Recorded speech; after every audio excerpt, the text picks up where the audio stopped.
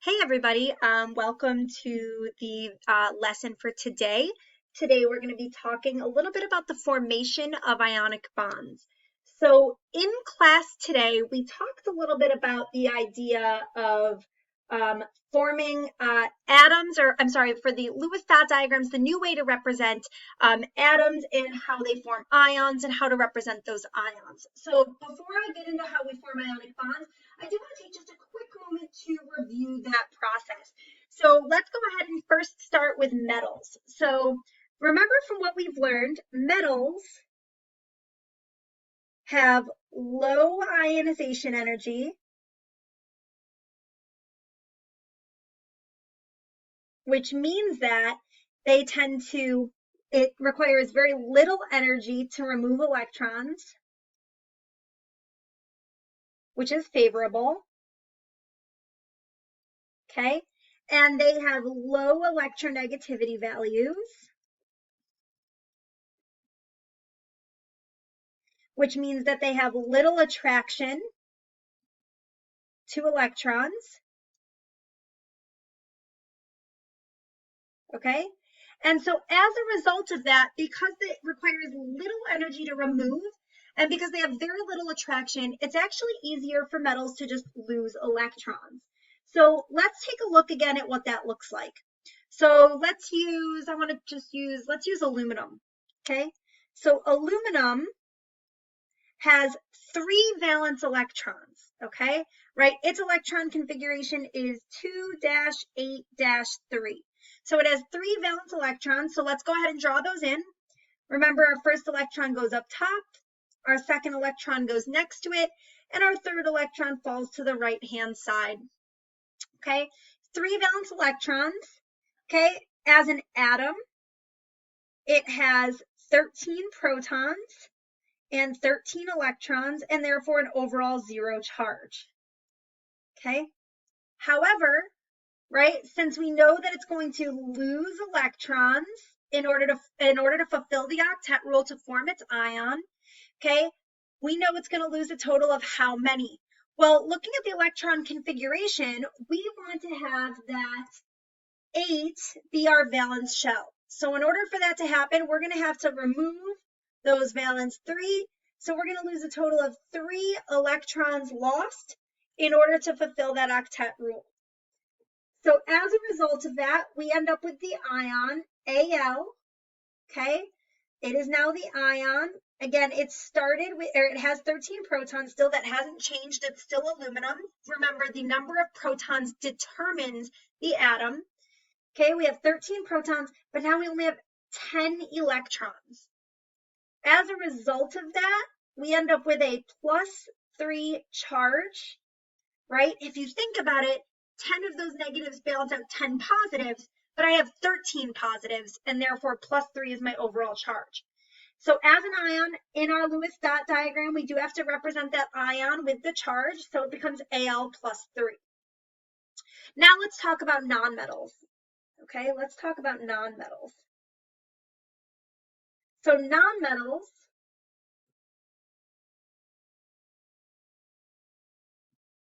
okay, nonmetals are going to have high ionization energy,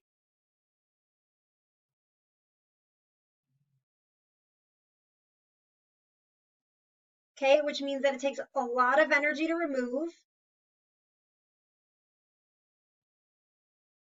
which is unfavorable. We don't want to expend a lot of energy. Remember what I say, chemists are lazy. Okay, and we have high electronegativity values.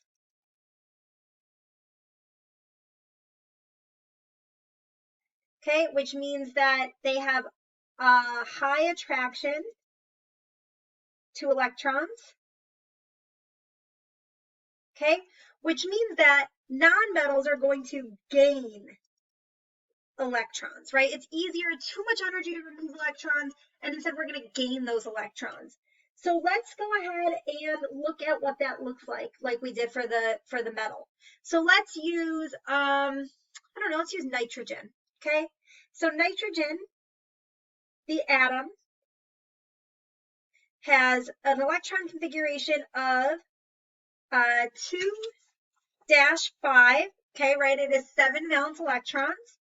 Okay, and so let's draw in our 5 valence electrons. I'm sorry, it has 5 valence electrons, 7 total electrons. Let's draw our 5 in. Okay, it starts with 7 protons and 7 electrons, giving it a 0 charge. Okay, and we now need to form the ion. So remember, nonmetals want to gain electrons in order to form that stable ion. So we have to look at our electron configuration and really think about how many electrons is that going to gain. Well, in its valence shell, it has 5. It needs 8.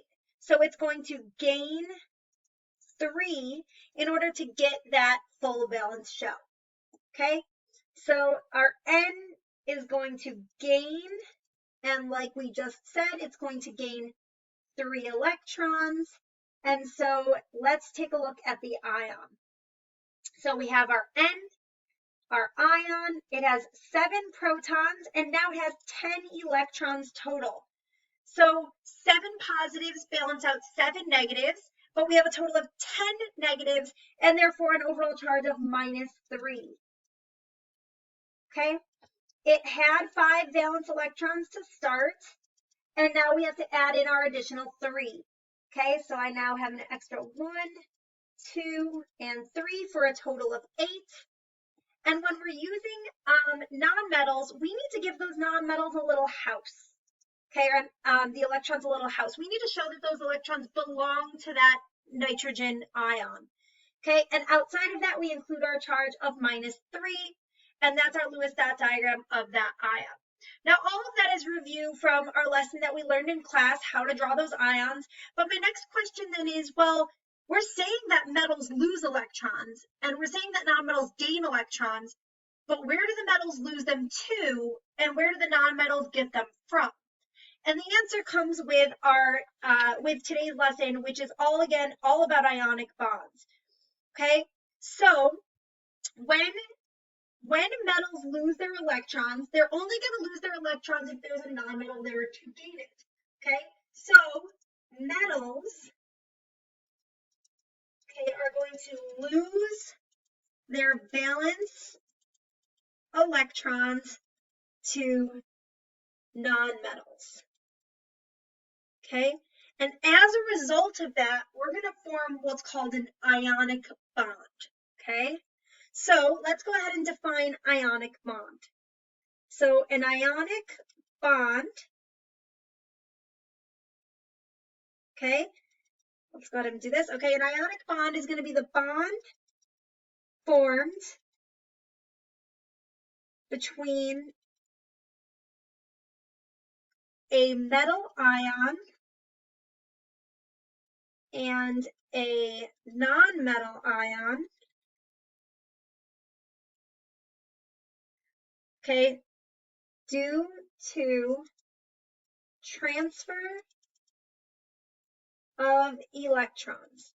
Okay, so it's the bond formed between a metal ion and a non-metal ion due to the transfer of electrons. Now leave a little bit of space because in just a moment there's a little bit more that I want to add to that definition. But for now, metal loses electrons to non-metal and they form a bond. Okay, now it's called ionic bond because it's a bond between 2 ions. So let's take a look. How do we know how many of each atom type we need?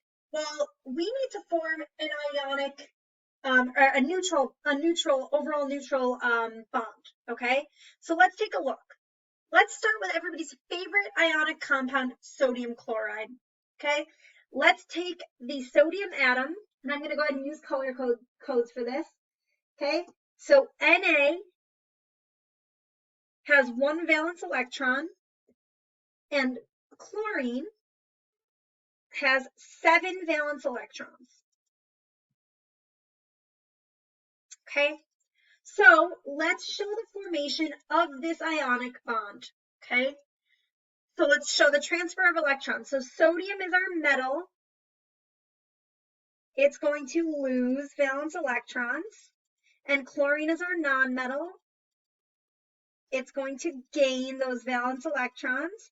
So sodium transfers its electron to chlorine. Okay, and we end up with the following. We end up with Na +1, and chlorine,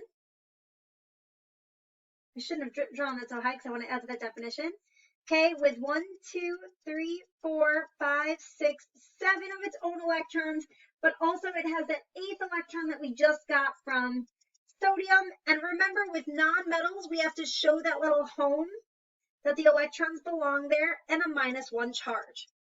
Now, we formed our two ions by loss and gain of electrons, like we said, but here's the last key part about ionic bonds, okay?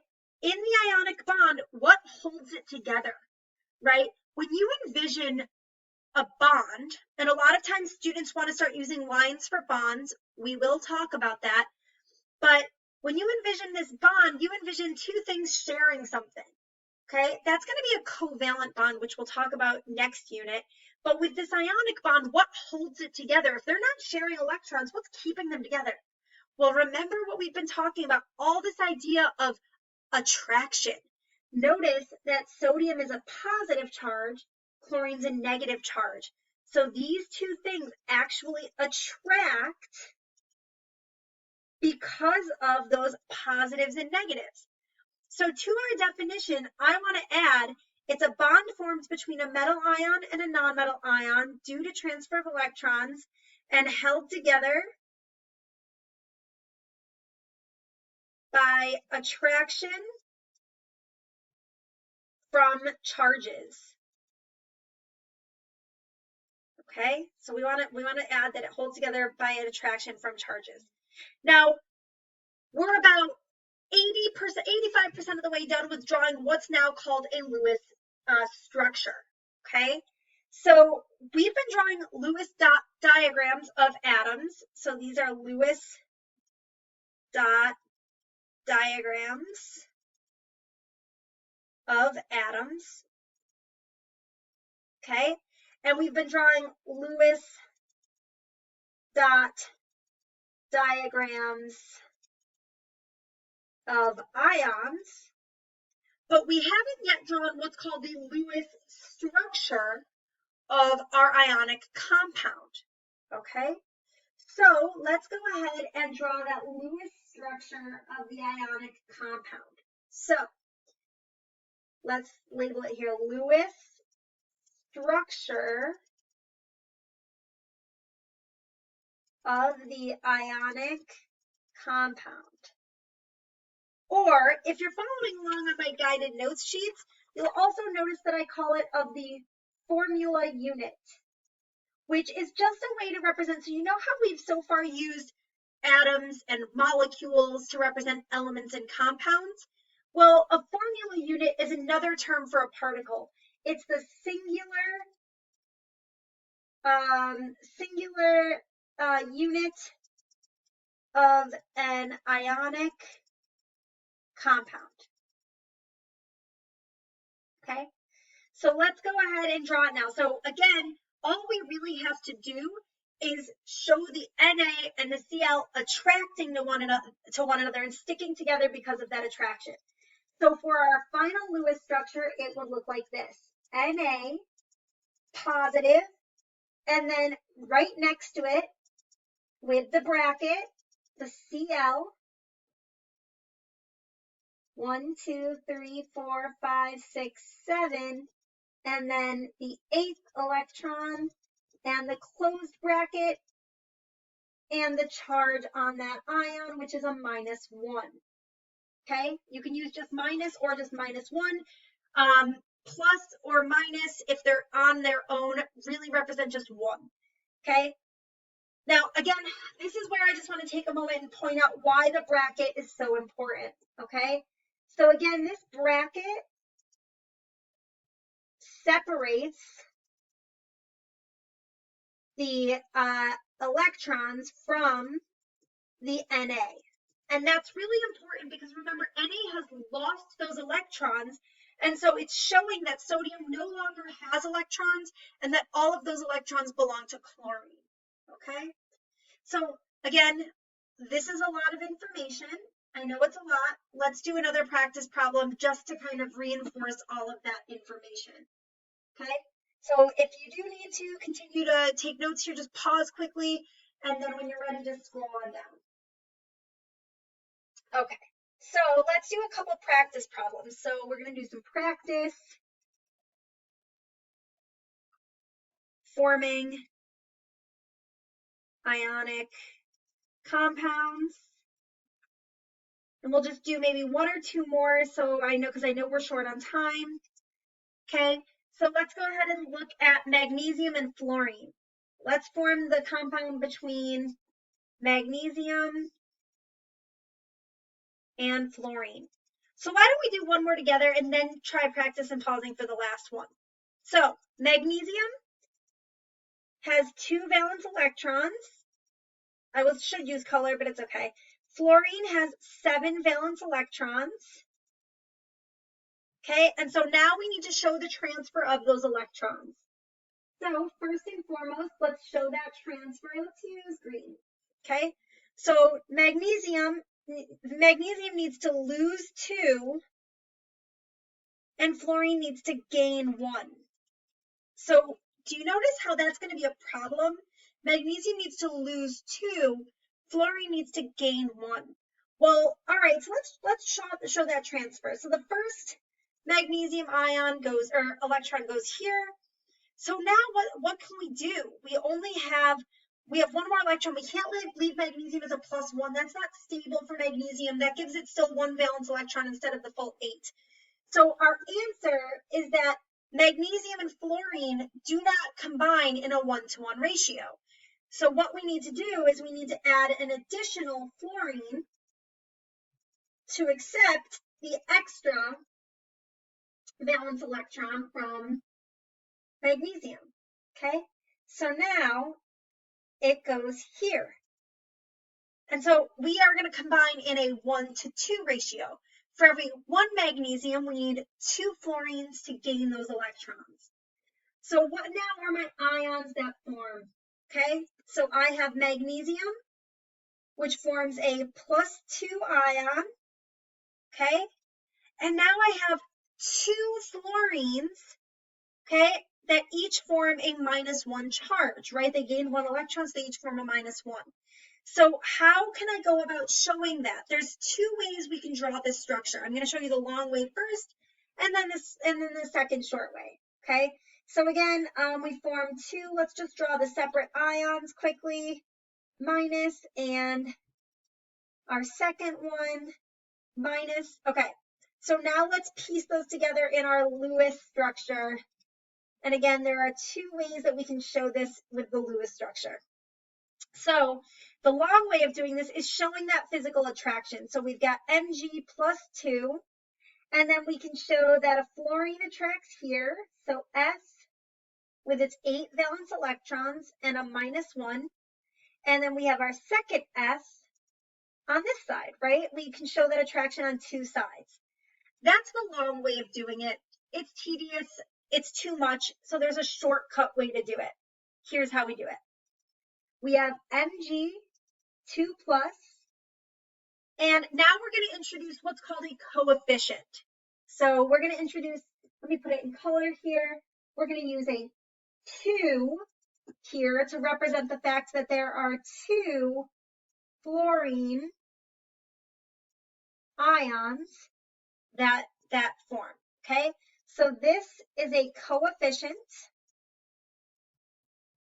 which represents the number of fluorine ions in this case, or it represents the number of ions. I spelled fluorine, butchered that spelling. I don't know what I did there. So representation of fluorine, the number of fluorine ions in compound. Okay. So that is the Lewis structure for magnesium and fluorine. Notice there's a couple things here that I want to point out. And again, I know I'm taking so long today. I'm so sorry, everybody. But I want to point out a couple things to make it easier for you, things that you can remember.